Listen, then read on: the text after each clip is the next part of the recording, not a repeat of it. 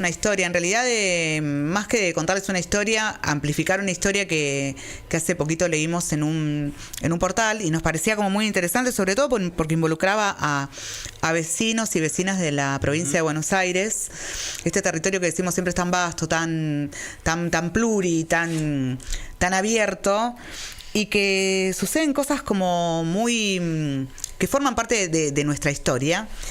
Y la verdad que yo la desconocía a esta historia. Tiene que ver con una historia que ocurrió hace muchos años atrás, en el año 55, en el partido de Lincoln, provincia de Buenos Aires, en el marco de la revolución conocida como libertadora, para otros y otras la llamamos fusiladora. Sí. El odio hacia el peronismo, el antiperonismo, llevó a destruir y llevó a destruir cuestiones patrimoniales, cuestiones culturales. Y hubo vecinos que se encargaron de cuidar, digamos, como una especie de guardianes de ese testimonio que había en este caso en el partido de Lincoln, en la ciudad de Lincoln, que era ni más ni menos que un busto de Eva Duarte de Perón.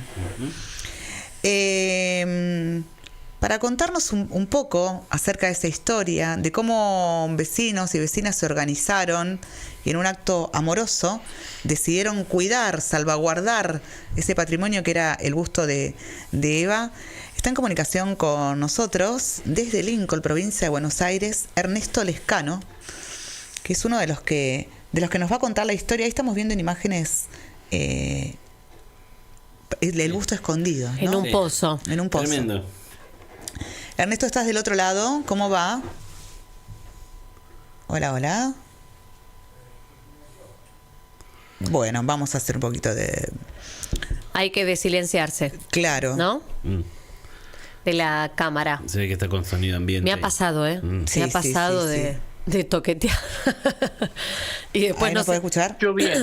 Hola. ¿Cómo va, Ernesto? Hicimos los tres. Hola, ¿qué tal? Buenas tardes, ¿cómo va? Bien, Muy bien. Gracias por atendernos, gracias por charlar un rato con nosotros. Sabes que nos enteramos de esta historia a partir de una nota que salió en un portal y nos pareció como súper interesante. Nosotros somos radio pública, somos la radio pública de la provincia de Buenos Aires, y nos parecía como muy, muy lindo, un gesto muy, muy hermoso amplificar esta historia para que aquellos que no la conocen la conozcan. ¿Tenés ganas de contarnos, digamos, cómo surge esa organización popular que salvaguarda un busto de Eva en el contexto de lo que fue la Revolución Libertadora del 55? Bueno, sí, como no, un gusto. También para contarles yo un poco de esta historia, tengo que hacer un poco retrotraerme a la historia mía. Dale. Que ya que yo soy nacido y criado en Morón, ciudad en provincia de Buenos Aires. Ajá. Y en el año en el 76, cuando vino el otro golpe del derrocamiento de Perón, yo trabajaba en Segua. Ajá. Y tuve compañeros desaparecidos, ¿viste? Esa historia muy triste que muchos jóvenes no conocen hoy. Uh-huh. Y por intermedio de un familiar me sugirió por qué no me iba. Yo no tenía nada que ver, lo único que participaba del sindicato Luz y Fuerza en cuanto a la organización en la peña folclórica y en otras cosas, pero bueno, yo estaba criando a mis hijos que eran muy pequeños y me salió una salida laboral en el interior del partido de Lincoln, en una estancia donde yo tenía familiar que estaba trabajando ahí de encargado, y me fui a trabajar al campo. Fue una decisión muy dura porque, bueno, mi familia estaba casi toda ahí en Morón, pero también fue muy linda en cuanto a conocer una realidad del interior de la provincia de Buenos Aires, claro. ¿No? Sí. Gente espectacular. El pueblo se llama Las Toscas, donde yo me fui. Y la historia que vos contás o que voy a narrar, lo que yo me fui enterando, yo también me entero de eso cuando se descubre de vuelta que un poco porque eso estaba todo escondido, pero fue un momento muy duro del país y del peronismo, en el que unos vecinos tenían una plaza que se llamaba Plaza Eva Perón, y tenía un busto, y se juntaron 4 o 5 vecinos que habían estado con la obra dentro del peronismo ahí en un pueblo llamado Martínez de Oz. El nombre ese también del pueblo deriva de un general, del general Belgrano. Sí. Nada que ver con el ministro. Con el otro. No, claro. Exacto, lo aclaro porque yo también Claro. estuve averiguando un poco. Y bueno, el tema es que estos compañeros lo enterraron el busto para protegerlo de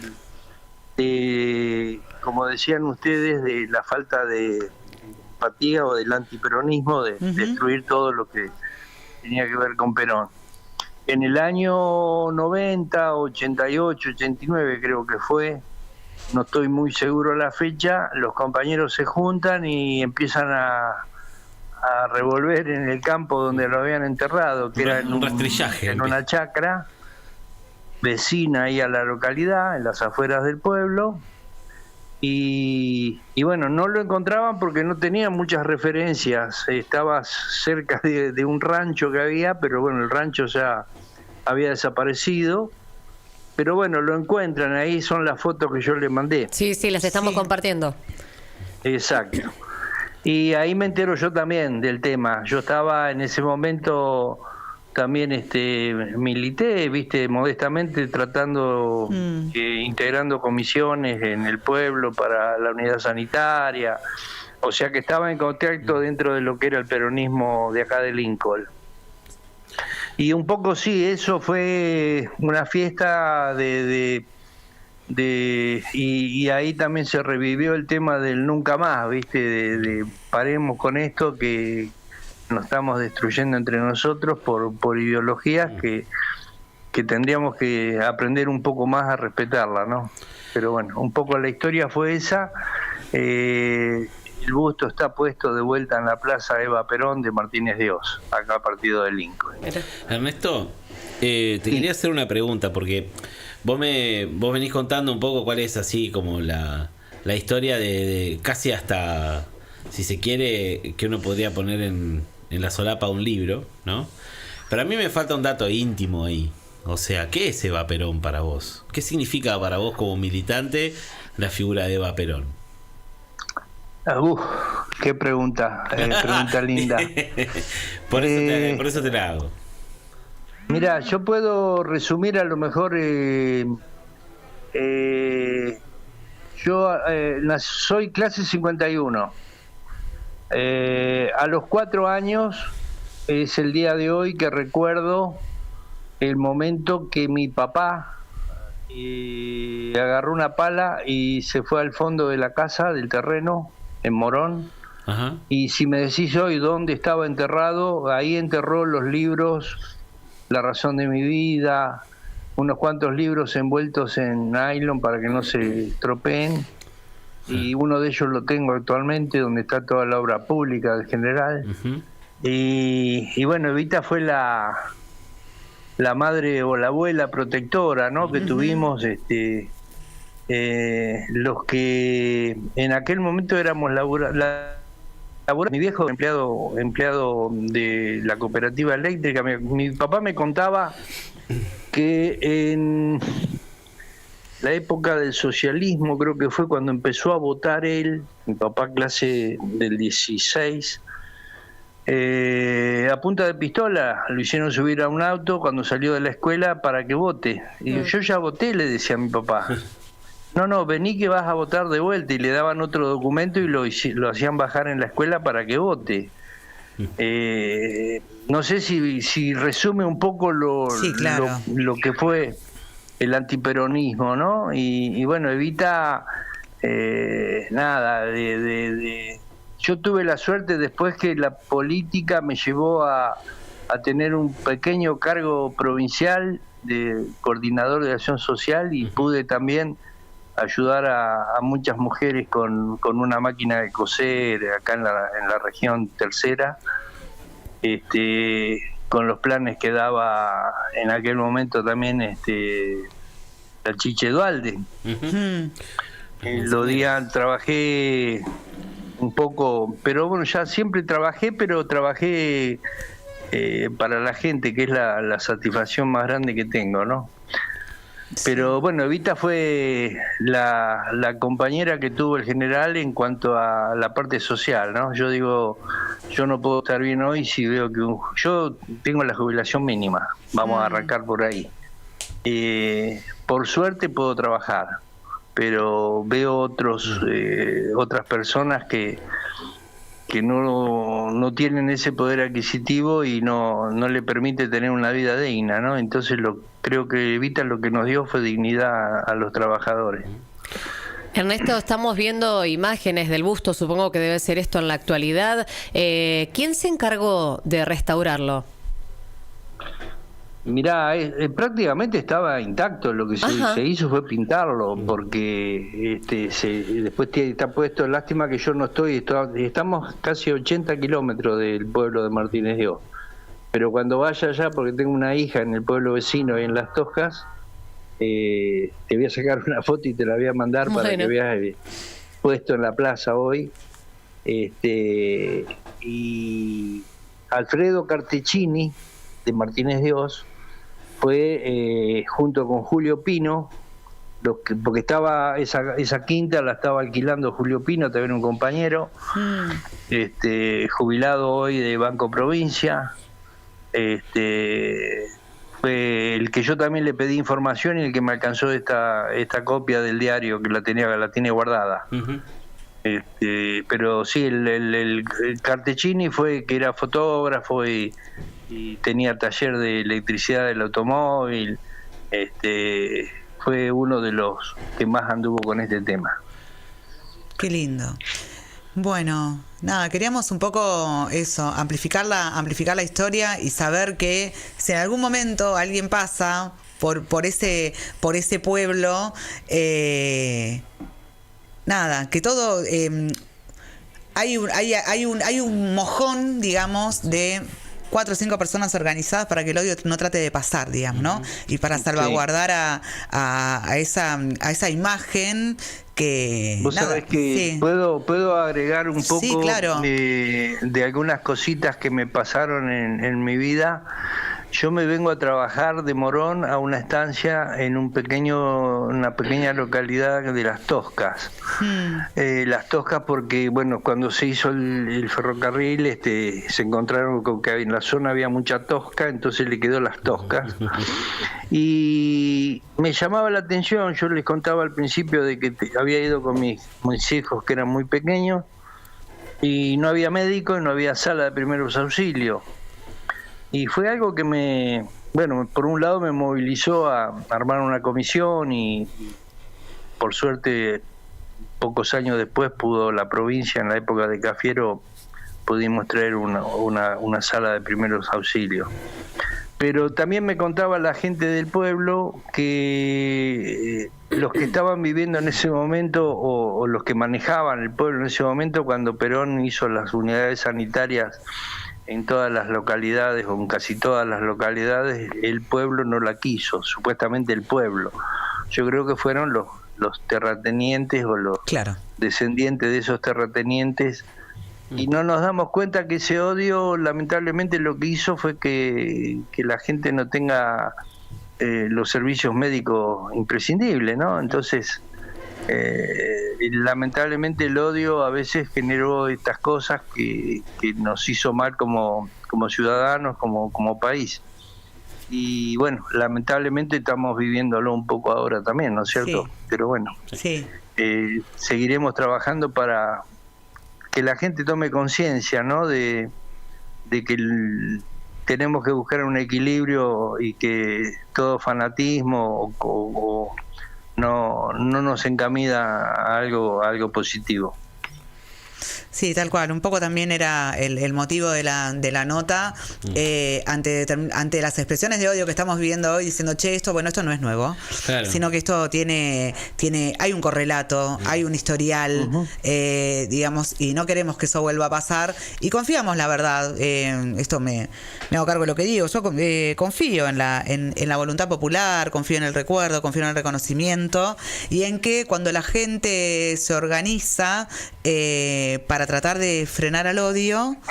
No digo que siempre funciona, pero estar organizado o organizada siempre te da un espacio, un lugar de pensamiento en donde quien te dice, ¿no? Se puede una quimera donde se puede seguir soñando y se puede seguir laburando para que todo sea un poquito más igual. Bueno, sí, y ustedes también están aportando un granito de arena importante, dando difusión a estas cosas y nada, apoyar todo lo que sirva para aclarar un poco la mente y decir que si nos juntamos vamos a poder lograr el objetivo, pensando en una patria grande, libre y soberana. Ernesto, muchas gracias por este rato, por atendernos. Por favor, gracias a ustedes. Gracias. Y sigan metiéndole, Un abrazo. Muchas gracias. Abrazo enorme. Hasta luego. Chau, chau. Ernesto Lescano, un vecino de Lincoln, ahí en esta localidad que se llama Martínez de Hoz, cercano a Las Toscas, decía él. Pensaba en esto, ¿no? Pensaba en